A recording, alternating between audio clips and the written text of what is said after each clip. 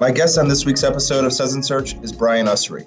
Brian is a veteran digital marketer, conference speaker, and Google product expert. He has held several senior SEO positions, most recently as Director of SEO at Razorfish. I caught up with Brian shortly after PubCon Austin. Brian gave a speech which received quite a bit of attention, titled Helpful Content, Trust, and Holistic Marketing. I'm going to start our conversation asking him about the Helpful Content Update. Brian points out that Google wants to, quote, ensure that people are seeing helpful content written by people for people. How does Google determine if a piece of content is helpful? How is Google assessing online trust? With the emergence of ChatGPT and AI-generated content, how can content written by humans stand out? I'm going to ask Brian these questions and many others. Grab something cold to drink and join me for a conversation with Brian Ussery. We'll chat about EEAT and why trust is at the center. We'll spend a little time chatting about self-tests. And I'm going to ask Brian if he has any predictions about how Google will attempt to measure the helpfulness of content in 2023 and beyond. All right, Brian, welcome to Suds Search. How are you doing today? I'm doing well. How are you? I'm doing great. I'm excited to talk to you. The helpful content update is not a topic we've covered on Suds Search. It's something where you're really an expert and you're speaking at conferences. I know we just got back from PubCon where you were talking about this. And so I'm excited to dive into it with you. For our audience that maybe isn't as aware of this update, as I understand it, in August of last year in 2022, there was an algorithm update designed around helpful content. And then there was an update to the update in December of last year. When I think of big algorithm updates in years past, I think of Google trying to cramp down on something. So like Panda was about content farms, or Penguin was about link spam. What was Google trying to do with this helpful content update? Were they trying to cramp down on something, or was it something totally different? So it seems like, to take a step back during COVID, Google started to realize that in the past people had trusted companies with their names on the side of the building and stadiums and things like that. And they began to see an acceleration during COVID of people trusting sites that delivered a fast, frictionless, personalized, mobile-friendly, but most of all, helpful user experience.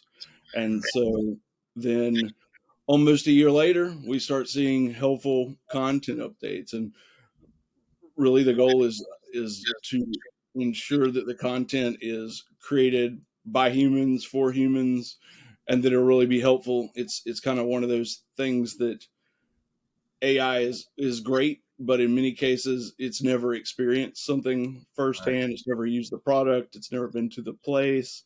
And as a result, Google's really trying to promote some of that unique content that you would only get by trying the product, going to the place, trying the recipe. Yeah, that's $1 million question to me. It's like when I think of how Google measures things, how do they measure how helpful something is? I think in terms of signals from a search engine. There are math equations and automations happening 1 billion times per day at lightning speed. It seems like it'd be hard to figure out what is helpful. That seems like something I would have to look at, assess, and it would be a difficult thing to do quickly. How can they determine what's helpful and what isn't? Yeah, any idea how Google approaches that topic? Whether it aligns with the purpose, there are a number of signals. Like you said, it's actually a classifier that gets fed into the main algorithm. The catch is it rolls out over time. There is a delay, so you may see a slow decline, and as a result, if you fix something, you may see a slow recovery, if any, because there's a chance that you're going to have to go back and create helpful content. But yeah, I mean, links to helpful pages, it all comes back to the intent of the query and whether the content is going to satisfy the needs of the users based on the dominant interpretation of the intent of the query. And so some of those areas would be to find something new and interesting that nobody else is talking about, to share one of the easiest ways I think to do it for big companies, especially, is to find some interesting internal data to share. Like I think it was Deloitte that whenever they were sending out the PPE checks, found that a lot of millennials were actually investing the money in the stock market rather than using it for household income, for going to the grocery store and things like that. So that's one area. Another thing is how the page is created.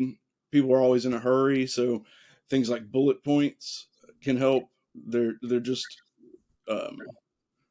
there are a number of different aspects to it.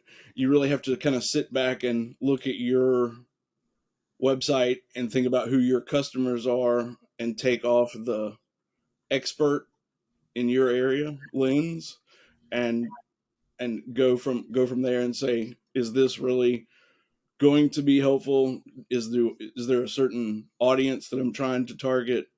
Are things like the title helpful? As far as a description, whenever they appear in search results, so you could look at the click through rate, for example, in Search Console.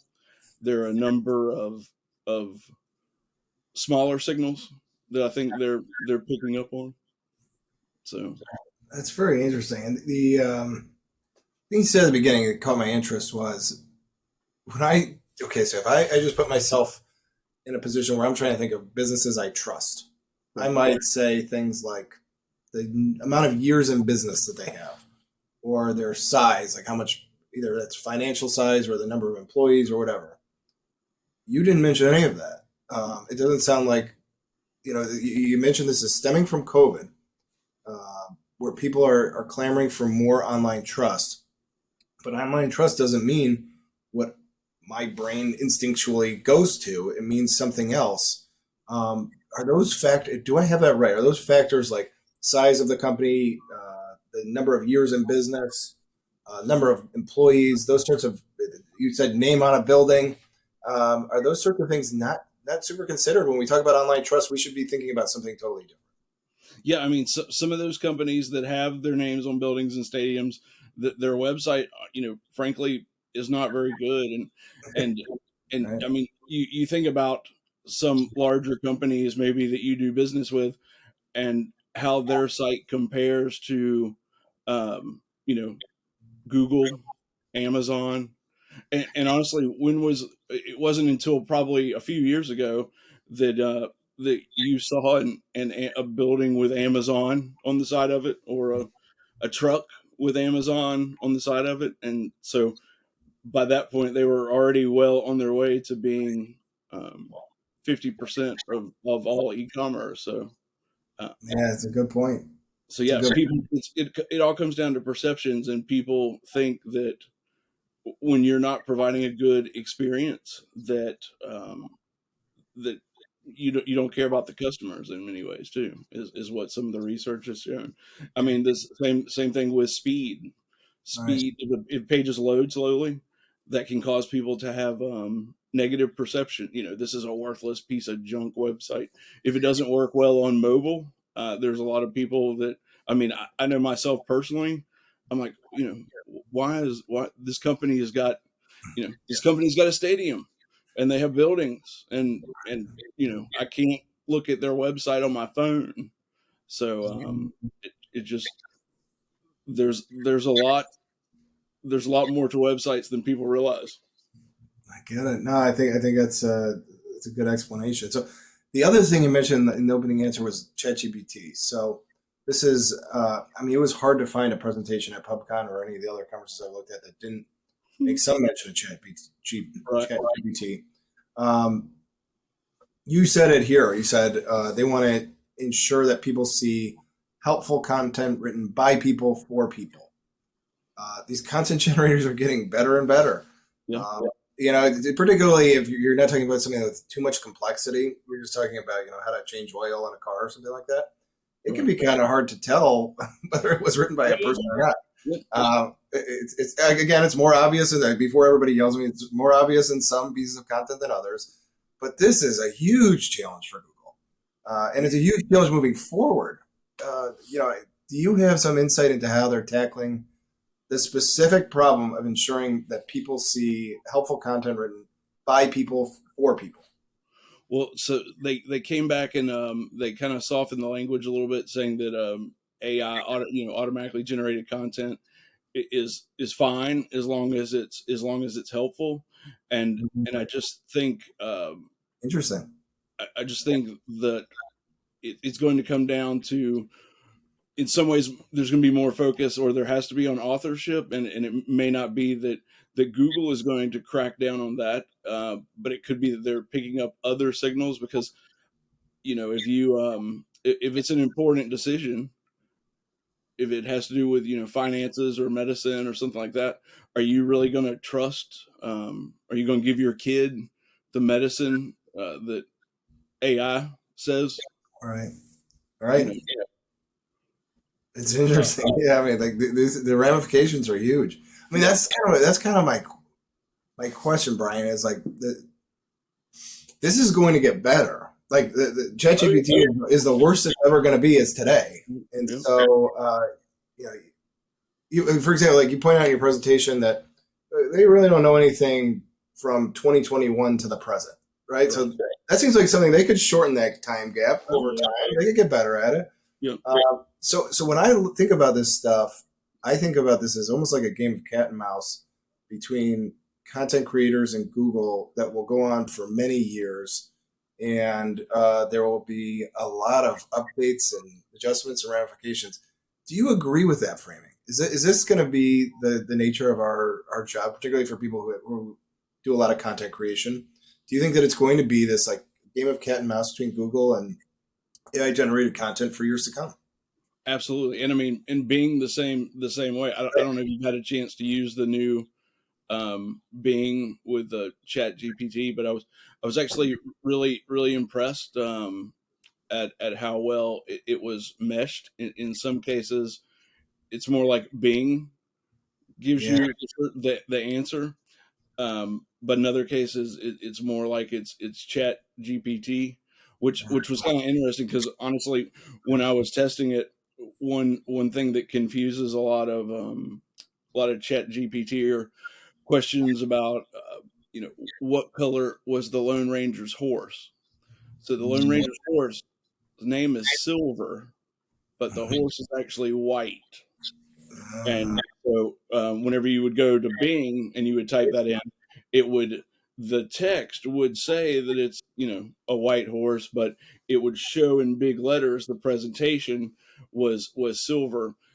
I ran into similar issues with Chat GPT as well, but they seem to be doing a better job in the mashup, if you will, of the two, the Bing plus Chat GPT, and I think you know Google is going to have to do the same thing. They're going to have to come up with some type of classifier to figure out what the question, because the chatbots don't necessarily, they're just using language models. They don't actually know what they're saying. It's not actually, as I'm sure you're aware, it's not actually intelligence.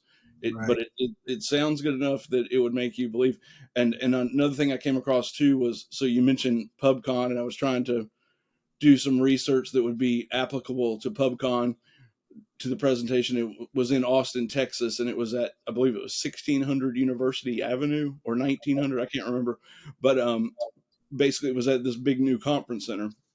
And I asked ChatGPT what was at the address of the conference center before the conference center was built, Mhm. and it actually gave me a gym that was one of the first buildings. It has a lot of historical value. It told me that it was torn down, and as far as I can see, I actually went by it when I was there. It it appears to still be completely intact at another location, and it's been transformed into like um, a computer, almost like a data center. Yeah. It's been modernized, so that was one thing that I thought was interesting, and so Very. over time, just like there's a deviation between true north and magnetic north, that if you don't know that and you're following your compass, excuse me, you can wind up miles Mm. off target.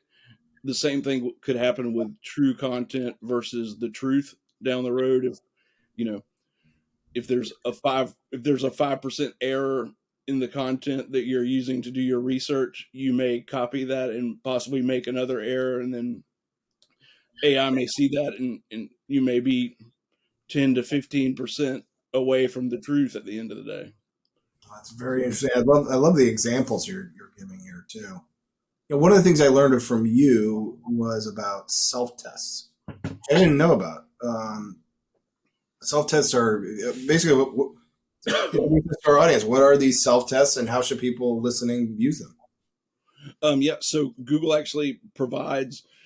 You mentioned there were 2 updates. I think there was one in like August and then another one in December, and so they kind of touched on the self test to begin with, and then whenever they rolled out the new one in December, I believe they went back through and added some additional questions, and so things like making the title, making it descriptive, questions to ask yourself, would this be helpful? Is there a certain target audience? Is it new and interesting content that hasn't been shared elsewhere? But there are ways around that. You can actually, so I mean, back to Amazon. Amazon's a great example. There's not really a whole lot of unique content there, but they have structured the page and added some additional functionality that does add value and makes the content unique. So, for example, it may have the manufacturer's description, it may have images, but then whenever it starts right at the top, it has bullet points. It has in stock information, shipping information, coupons. It has all the ratings and reviews. It has people who looked at this, also looked at that. People who looked at this went on to buy this. There's a lot of additional information that can be done at scale, and that's another one of the key aspects that I think will be important for people that really take care of it, and that could also be one important area for AI too, is to help figure out, because like a kid's jacket is not, that page has to have a little bit different functionality than a Stein, like a beer mug. And so by testing over time to see what works the best, that's one way they could definitely work to improve things. But it's going to be interesting to see once Google's product comes out how that works. In which I don't know. Another example was seems very fitting here. I asked Google's Lambda through the Test Kitchen AI. Imagine I'm at PubCon, and it was something about the response was, imagine you're at PubCon, annual convention of pub owners, and bar owners. Everyone is drinking and having a good time, and the audience got a big kick out of that because there were no owners or pub owners, unfortunately, and nobody was drinking. So unfortunate indeed. Yeah. All right. Well, interesting. And the other thing you mentioned, the timeline was interesting to me because the update to the update happened in December of 2022. But then another big thing happened in 2022. That was the month we stopped talking about EAT and started talking about EEAT. Yep. It's annoying for me because I liked how EAT worked and it made sense to me. And now the new acronym doesn't flow as well, and I don't get it. But what's more important than that is that Google added experience to expertise, authoritativeness, and trust. So. I think also they showed too that trust was at the center, was the most important element in that experience, expertise, authoritativeness, and trustworthiness in the family is what they call it, I believe. Yep.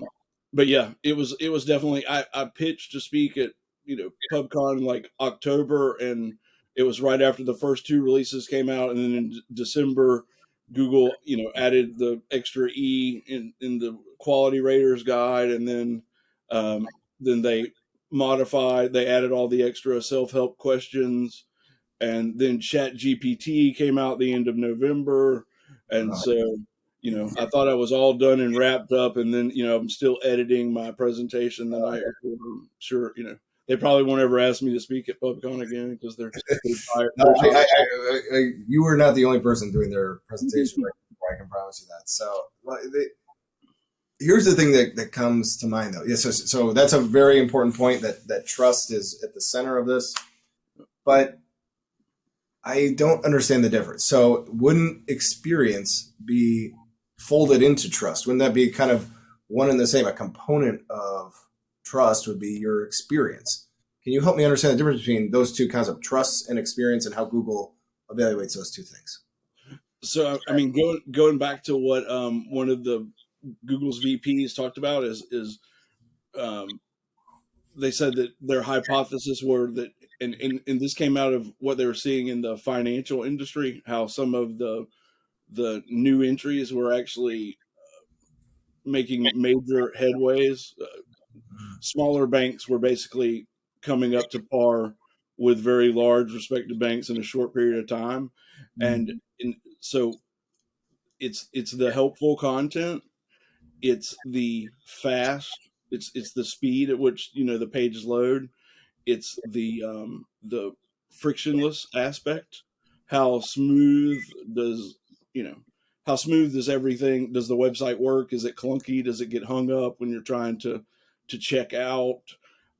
It's the personalization, in which personalization is an interesting thing because people are like, oh well, personalization doesn't really have anything to do with SEO, but I mean that's Google's whole job. Nothing's more personalized than finding the answer that you were searching for.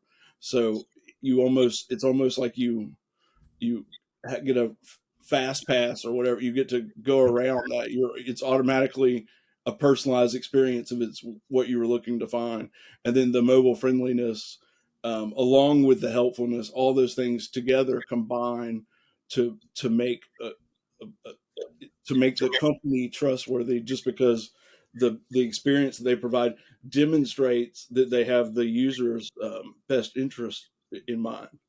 So I would assume that if you go to a bunch of spammy phishing type of websites, that they probably don't have fast, frictionless, personalized, helpful, digital first. I mean, mobile first Right. experience.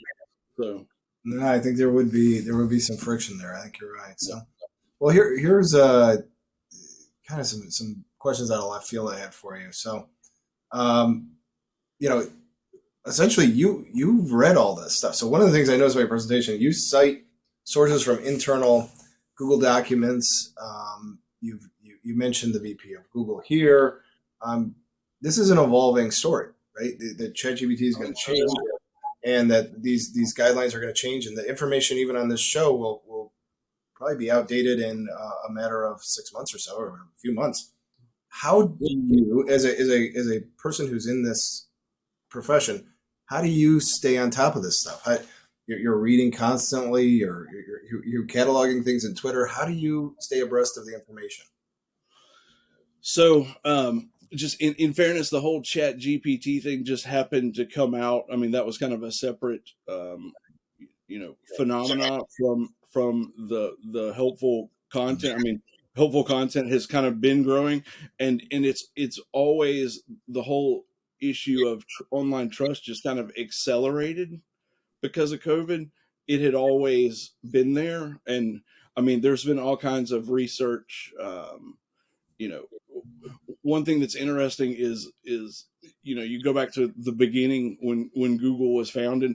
Like, nobody's ever done this before, and one thing that I've found is that Google has a history through Stanford of basically going back and looking at other ways of doing things. So one thing I found that's very similar is whenever it's come to quality content in the past, the whole aspect of quality content versus spam, it's almost like this is another refinement of quality. So it's possible now that you could have quality content that's not as helpful based on the query, and so it's almost like it's the next iteration. But um, actually, like, it's very similar to there used to be a process that librarians used to decide they only have a certain amount of money to spend on books.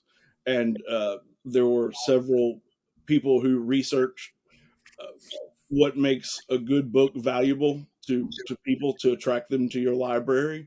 And so there were a number of things about, how the book is laid out, how the binding is it quality, does it have a good cover, is it informative, things like that. And so I personally think that a lot of this, that they've used kind of that framework Yeah. to in applying it to websites, and a lot of it goes to the expertise and authoritativeness. I mean, if you don't know who the author is, you don't know if it's authoritative or not. And I'll give you an example. We were shopping for like a vacuum cleaner, and I came across this, whole long page that was about HEPA and all the great things about that, as far as, getting sick and having allergies and how it takes all the dust out of the air and all that kind of stuff. And I was like, well, that's a really good article. This guy, must be like a doctor or something. And so I went back up to the top to the byline and clicked on it. And it turns out he's a vacuum cleaner salesman. Uh-huh.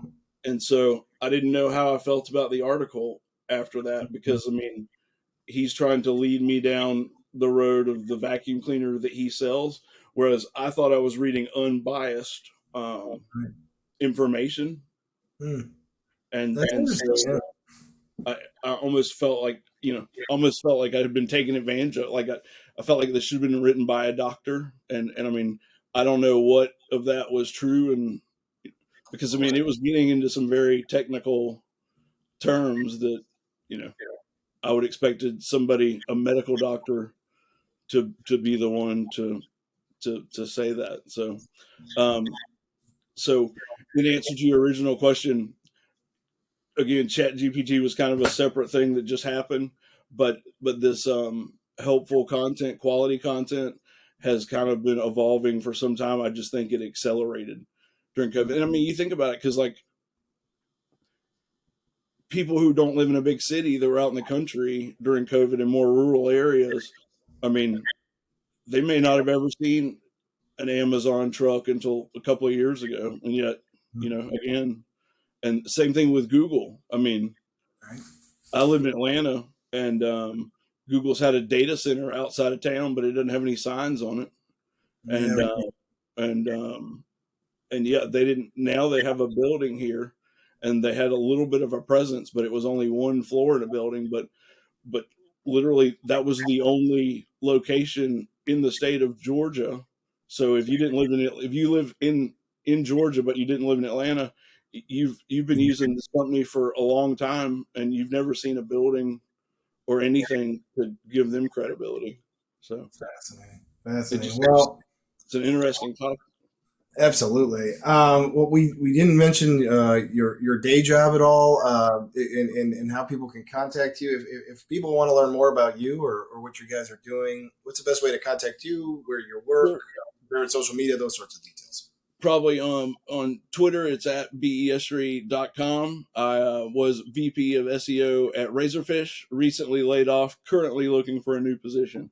So yeah, feel free to throw all the job offers and my way, especially ones like you guys have. So, all right, awesome. We'll keep your DMs open, and we'll hopefully get some people in touch with you. So, Brian, I've really enjoyed the talk, and thank you again for your time and in the mug. You bet. Thanks for breaking it down. Happy St. Patrick's Day.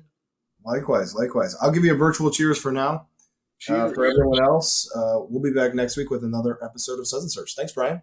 Sounds good. Thank you, everyone.